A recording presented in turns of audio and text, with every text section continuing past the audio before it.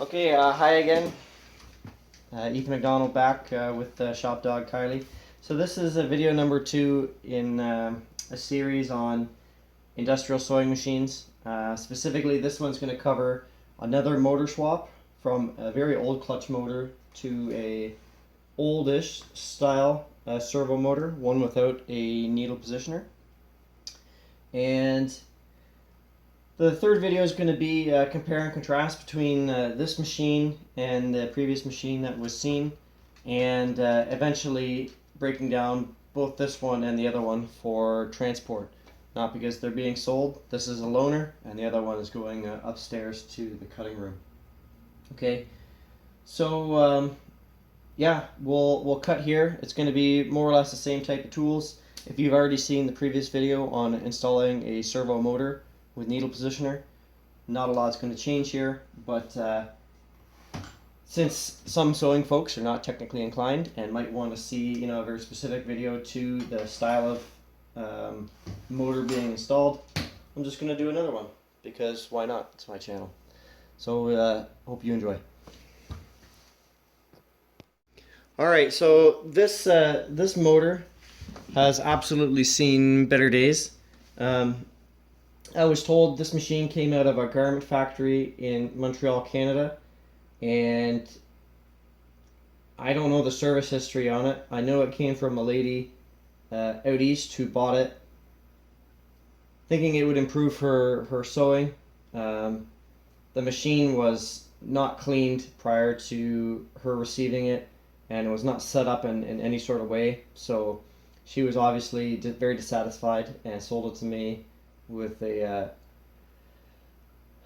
price that was accordingly low, and I did the cleaning and tune-up on it, and like this machine was so old, it had a leather belt. So I'm going to spin up the clutch motor here, and you're going to be able to hear a noticeable difference between this clutch motor and the other one. And I'm actually going to do a teardown on this clutch motor to see if I can service it or rob parts from it, because clutch motors are actually useful for machines like sergers and cover stitch machines, ones that don't need needle positioning or finite control. You're just going for long stretches. A clutch motor is totally acceptable for that. So we'll fire this puppy up.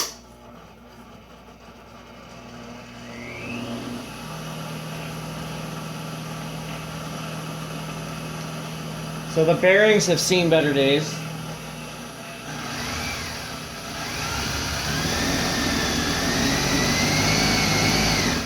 I mean, but she sews.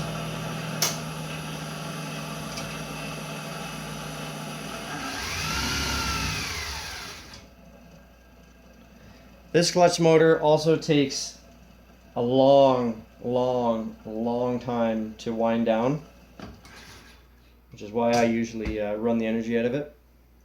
But we're going to be replacing it with this motor that I took off of my Juki 1541. I put a needle positioning servo motor like the previous install on that machine. It had this servo motor on it with no needle positioning, so I wanted to take it off, and I'm putting it on this machine to make it very user friendly for new sewers. And this machine is going to be a loaner machine / one I might keep in the garage for doing large utility type textile work. It's got no reverse, so it's pretty old school.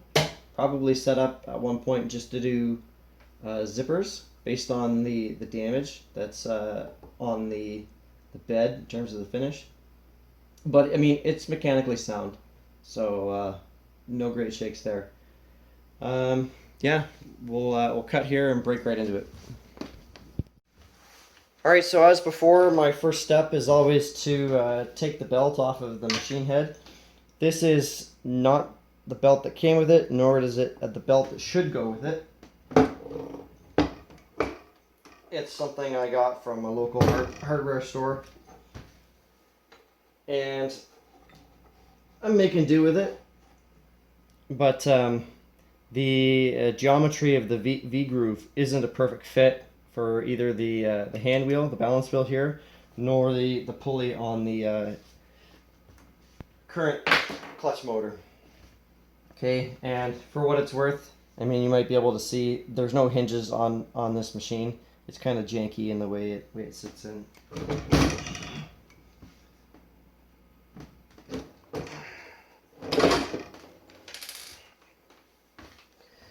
Okay.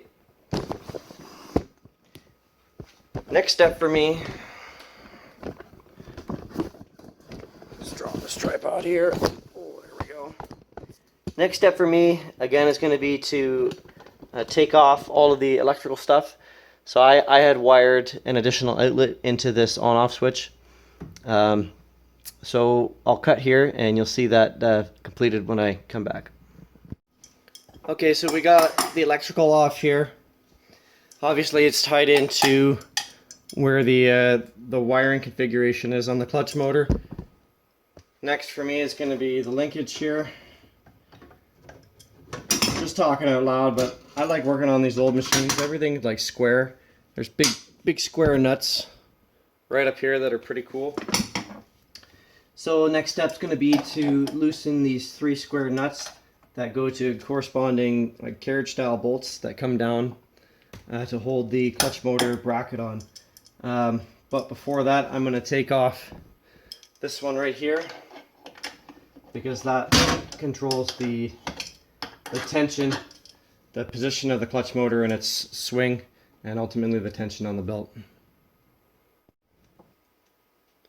Okay, so we got the clutch motor loose from this bent threaded rod. And something to note here, there's an extra wire that's wired right into the clutch motor, and that's because there is a really janky light that's built into the machine. I'm going to try and preserve that light, but it's obviously going to need to be rewired from the junction box here to a 2-prong receptacle to go into the servo motor.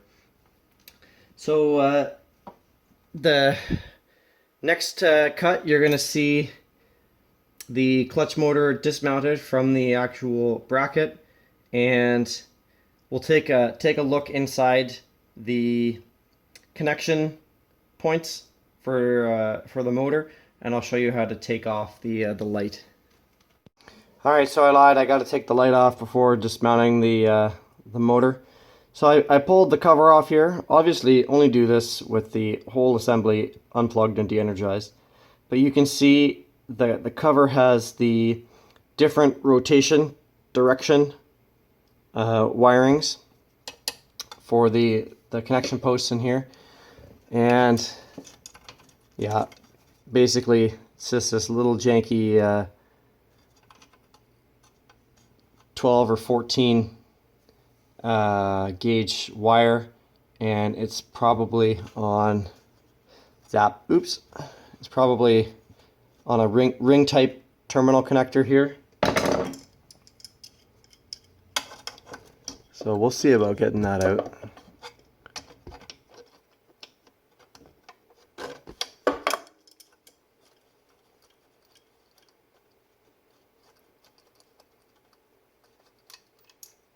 Oh yeah, dropping parts. Yeah, we weren't even so lucky. Not even on a ring type thing. Literally just curled and popped in there. So we'll do the second one, then we'll get the terminals all closed up. And alright, so we got the clutch motor off, and pretty sweet little setup actually. They've got this bushing with a washer for underneath where the nut butts up against it, and then, well, I guess they're all like that. Then an entirely second one for the top, and right down the center is a bronze or brass, maybe steel. Yeah, a steel bushing. Old school cool. So I did a pretty good job cleaning this machine, but I didn't get underneath the clutch motor, which I did now, and this is the mung that came off from right here. So we're going to end up reusing the cool rubber bushing, steel bushing system to mount the new servo, and you'll see that installed in the next cut. Alright, so we got the motor hung. One of the things we found out was that even though we used the old bushings, we couldn't use the steel bushings that would run through in between, because the depth of this hanging bracket is it's shallower. It's not as thick as on the old clutch motor. So the steel bushings would have gotten in the way and not allowed us to tighten it right up. Now these aren't completely tight, and you'll know that I would say not to completely tighten them because we need to be able to move it left to right. But that's not our issue in this case. In this case, because we have a much smaller pulley here, and just because of where that pulley shaft is, this belt is much too long. And when we push the motor back to get some tension on it, it's rubbing up against the back of the cutout in the table. So what's the so what for this? Well, if you had a rubber belt, you would need to get a smaller size, and these are sized with the nomenclature on them. Again, this is not the right type of belt, so don't pay attention to that nomenclature. However, with a leather type belt, this is a service operation that we can perform ourselves. And I know leather belts are, far more consumable of a product, but, literally it's going to involve cutting it to length, using an awl to poke another hole in it, and then some pliers to bend that metal ring around it. So that's probably what we're going to do until we can get a new rubber belt, because why the hell not? And also, in the previous servo motor installation video, the hanging bracket was separate from the motor, and the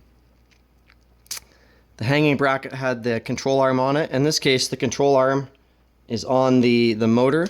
However, this pin has these two C-clips, and those C-clips would probably not be present from the factory. Maybe they would, but you could rip those C-clips off with a pair of pliers and just slide that pin out and drop the motor if you just wanted to install the bracket separate.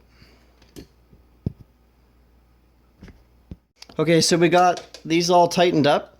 The next step is to take our bent threaded shaft here, run a nut most of the way down, a washer, pop it in this little hole here, and then we'll put on another washer, a lock washer, and a nut.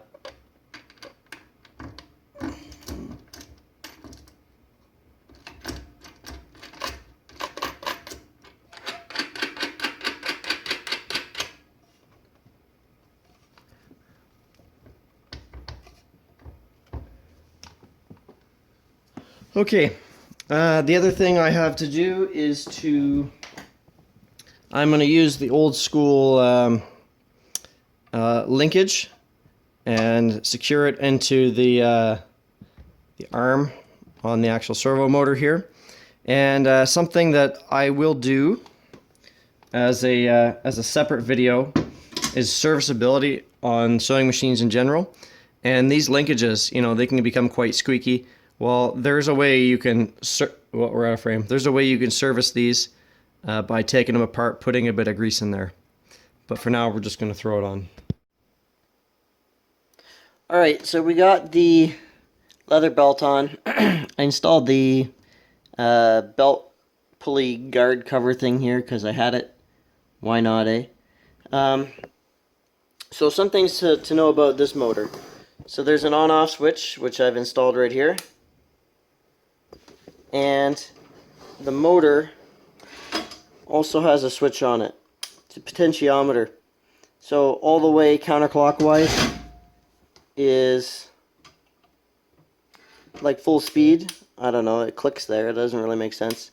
But if you go totally the opposite direction, down to the bottom, you can press on the pedal and nothing will happen. and that's because the pot is out of range. So you got to increase the potentiometer just a bit. Okay. Other things I can tell you. So it's a high-speed garment machine. They all these old ones like this are. And you'll notice right here is the oil pump. Well, operating at low speed at what? Just under 1,000 stitches per minute. We're not getting a whole lot of flow. So crank that up to like 2,000 stitches per minute. Now we're getting flow. So we had to cut the belt, obviously. So we just cut that off with the Olfa blade. And you know, it took 2 attempts. I had to trim some more, but you use an awl in order to punch a hole into the leather. And just a set of pliers and a vise is what I used in order to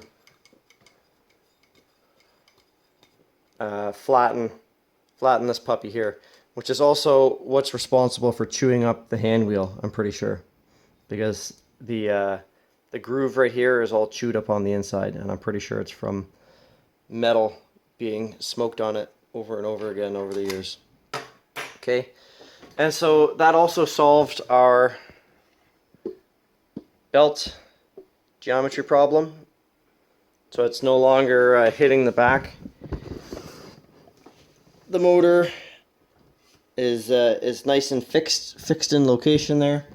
And the only other thing I can tell you is that because belt geometry changed a bit, we had to adjust the bobbin winder forward just a bit so that the wheel makes contact with the belt appropriately. Yeah, just because the geometry changed. Okay, so that's it with regard to the servo motor. We're going to clean up the wires, attach them to the bottom of the table. And what you can look forward to in the next video is a comparison between, you know, a well-used industrial and essentially brand new industrial, new old stock. And then why you might want to choose an old industrial like this, what to look for in terms of nice features, and how to assess condition by looking at both the head and the motor and table and all that. Thanks for watching. Cheers.